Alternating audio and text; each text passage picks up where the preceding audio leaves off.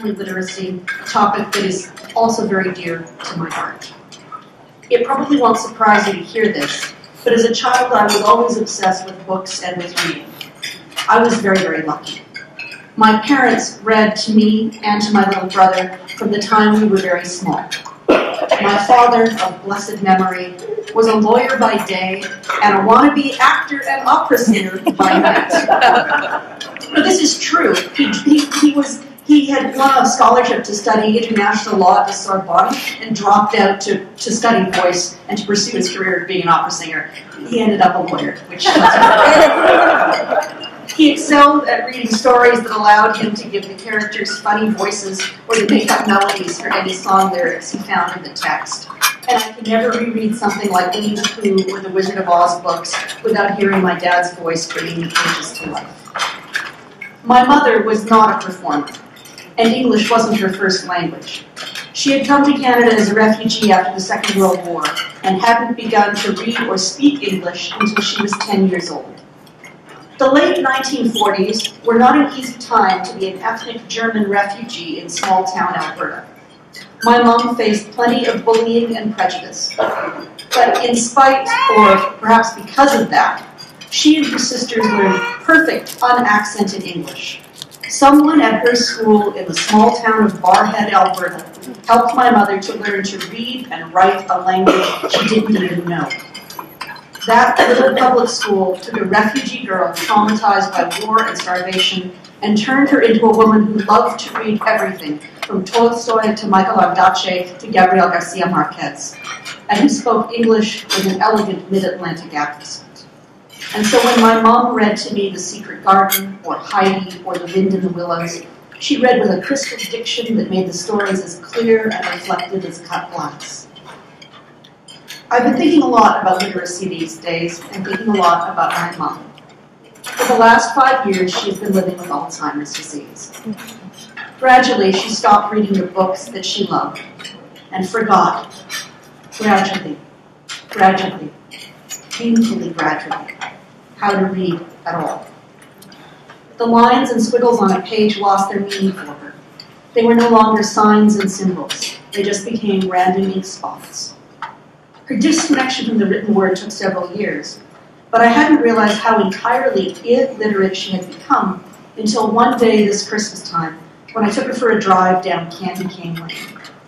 Now, it was daylight, and the lights of the light-up lights weren't out yet. But I thought all the other decorations, the snowmen, the inflatable penguins, the giant wooden gingerbread man, would amuse her. Now, all my life, my parents lived just a few blocks away from Candy Cane Lane, so it was an event and a location my mother knew well. But that afternoon, as we drove through the streets of Parkview, it became clear to me that I'd made a serious miscalculation. My mother looked out the car window at the decorations when I prompted her, but she couldn't recognize or decode them. She could not look at a smiling 6-foot-tall wooden gingerbread man and grasp what he was supposed to represent. To her, he was just a big brown blob. The whimsy of the snowmen and the metal deer and the other typical holiday decorations that we passed were wasted on her. And I suddenly realized she hadn't just lost her ability to read words, she'd lost her ability to comprehend and read the everyday symbolism of the world around her, to extrapolate from the symbols the thing it was supposed to represent. Television, I've now realized, is similarly opaque to her. The colored lights on the screen don't read to her as representations of human beings anymore. The signified and the signifier don't register. She has become utterly non-literate and utterly literal in her perceptions of the world. And I've been thinking hard about my mother's deliteracy and what her story tells us about the way reading works for the rest of us. Think how strange, how spooky it is, that we can look at lines and circles and extrapolate meaning, taking sound and images from them. If I drew you a crescent-shaped curve, a triangle whose bottom had drifted north, and a straight vertical line crossed with a shorter horizontal line, you'd see those 3 specific geographic shapes only for a second, almost unconsciously. And then suddenly you might mentally see a 4-legged domestic feline with a long tail, a cat, somehow conjured up by a half circle, a wonky triangle, and a cross. Think how remarkable it is that someone can write us a letter or send us an email, and it conveys to us not just ideas and meanings, but the rhythm of their voice, that we hear them in our heads as we silently read. The act of reading is the act of ultimate intimacy. Back when I was a newspaper columnist, I could write a column in the Edmonton Journal. I would write it at 5 in the afternoon, and the next morning, my voice and my thoughts would be in your heads at the breakfast table. Today, you can hear me speaking right to you as you drink your coffee. But as a columnist, I was exempt from the laws of time and space. I would type words on the other side of the city, and suddenly my ideas would be in your brain, even if we'd never met. When we read a novel by Jane Austen or Charles Dickens or Agatha Christie or Jean le Carré, we look at a collection of scratches and stripes, and characters come alive and dance in our heads, putting on a private show that only we can see. Not only that, reading puts us in a kind of numinous spiritual communion with those characters. We empathize with people who may be utterly unlike us in every way, but because their thoughts are injected into our brain like a Vulcan mind meld, because we see the world through their eyes, we become deeply connected to them, a bond that crosses every imaginable barrier of culture or class, gender or geography. It is sorcery, truly. We have, as a culture, agreed to assign meanings and sounds to particular lines and curves, and usually we absorb them so young and so completely that the simple absurdity of our actions is lost on us. It's not really until you try to learn a language that uses a different alphabet or system of writing that you grasp how arbitrary our own written language is. Sit down to read Hebrew or Arabic or Korean or Japanese or Braille, and you realize just how much we take our English alphabet and its meaning for granted, and how much we take our brain's ability to decipher it for granted too.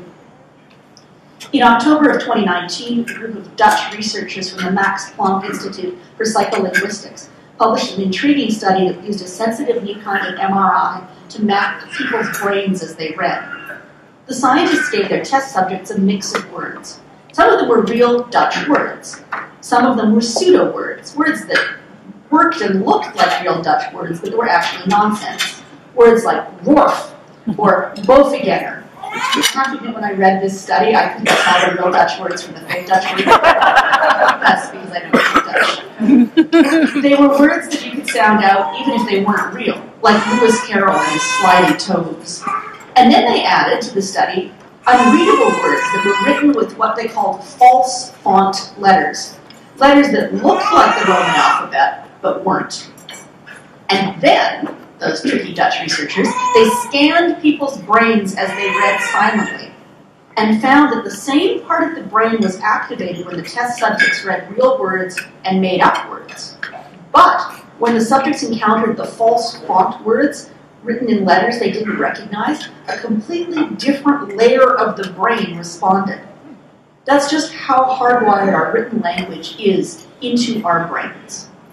But if you never learned to read, if you never learned to read the English alphabet, if you have some kind of disability or neurological condition that prevents you from learning to read, or if you, like my mother, have developed a neurological impairment later in life that scrambles the signal, then the ability to open that magic door may be lost to you.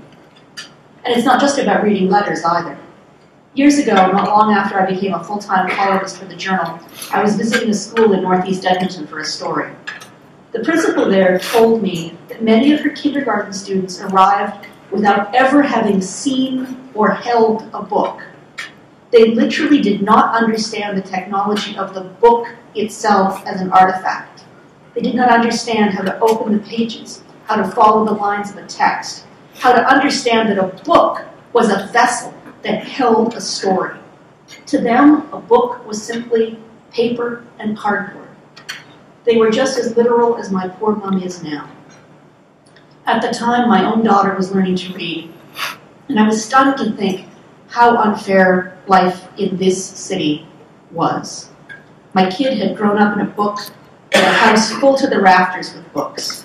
Both her parents were writers, both of us with degrees in English literature. Our child had spent her infancy playing with, indeed even teething on books. She devoured board books, sometimes literally. She's smarter now.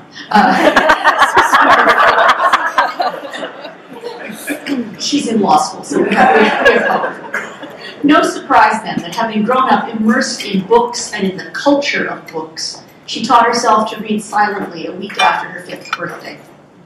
Books were as much a part of her world as the oxygen she breathed. And that's the kind of privilege that we don't always recognize and that we can't easily level. If you don't have the cipher key, the secret decoder ring, the knowledge of how to open and operate a book, then the lines and curlicues and crosses and dots remain just that, weird shapes devoid of meaning. I'm sure there might be moments when someone who can't read feels as though they're the only sane one in the room. The rest of us are in the grip of a shared collective delusion. Similarly, when I pointed to the big brown wooden cutout figure and said to my mom, "Look at the gingerbread man," she got agitated and confused because clearly what I was pointing at was not a cookie. I try to imagine how lonely, how isolating that feeling must be. Of course, there are all kinds of practical reasons that learning to read and to read fluently is a good and useful utilitarian thing. Our 21st century runs on text. That still surprises me. In the science fiction I loved to read as a kid, it was sort of assumed that reading might die out or become the rarefied pastime for academic elites. Instead, the opposite has happened. Today we need to read, not just to succeed in the artificial setting of a classroom, but to buy food, to cross a street, to make an appointment, to take medicine. And as so much of our world has digitized and moved online, the ability to read is more pertinent than ever before. And sure, tools like Siri and Alexa and Google Home let you do things by voice command, but good luck to you if you try to set up your Alexa or Google Home if you can't read. So yes, reading, the ability to decode text, is more essential to day-to-day life in our contemporary, high-tech, urban world than ever before. That's the utilitarian imperative that tells us that teaching people to read is important. Important for our economy, important for our social welfare. Of course, literacy is a vital pathway out of poverty, an essential building block for participation in the culture of work. But that is just the beginning of why literacy matters. Literacy isn't just about getting a job or managing a life. It's about power. It's no accident that throughout history, people in positions of power tried to prevent those they wanted to oppress, be they slaves or peasants, women, from learning to read. Just think how subversive it is that I can read at all. The ability to read is the key to political participation and political equality. It's part of the rebar of our functioning democracy. And when people lack the ability to read, and to read well and for meaning, they don't just lack political agency. They aren't just alienated from the workings of government. It's not just their loss. It's a loss for the culture and for the future of democracy itself. And even more than that, literacy is about connection. Connection with others. Connections with the world outside your own consciousness. It's about sharing ideas and emotions. It's about feeling part of a web of meaning and interdependence. A good book, be it a novel, a memoir, a work of history, is an empathy engine. When we pick up its pages, we climb inside people's heads, other people's hearts. When we can't read, or when we choose not to read, we miss out on understanding how other people, different people, think and feel. We miss out on an essential moral part of the human community and the human experience. As an aside, I think that is why, despite their glaring flaws and dangers, text-based social media services such as Facebook and Twitter have become so popular and so addictive. We have a fundamental human need to connect, and as our society becomes more mobile and nomadic and deracinated, we turn to the written word to link us, to feel a sense of community and belonging. Our tweets and Facebook posts are like messages in a bottle, an attempt to communicate with those who aren't beside us. And so, we want our children to become great and enthusiastic readers, not just so that they can earn money, but so that they have the power and the capacity to be better citizens and happier people. That is why the work of the Center for Family Literacy is so important. That is why well-funded public schools and public libraries are so important. That is why English as a second language programs are so important. That is why PUF funding is so important. while the work done by dozens and dozens of not-for-profit agencies that work with refugees and new immigrants and indigenous teens and new mothers and kids with learning disabilities and newly released prisoners and people suffering from brain injuries are all so important. Supporting such institutions and organizations shouldn't be a partisan political issue. It should be an urgent and shared social and ethical imperative. It is one of the reasons I spend so much time in Alberta classrooms. I visited dozens of classes since September, talking to older students about the Senate, but taking time to read to students too, whether I'm reading Just So stories to grade 4 classes or The Telltale Heart to grade 9s. It scares the crap out of me. Sometimes grade 9 students need a little fear.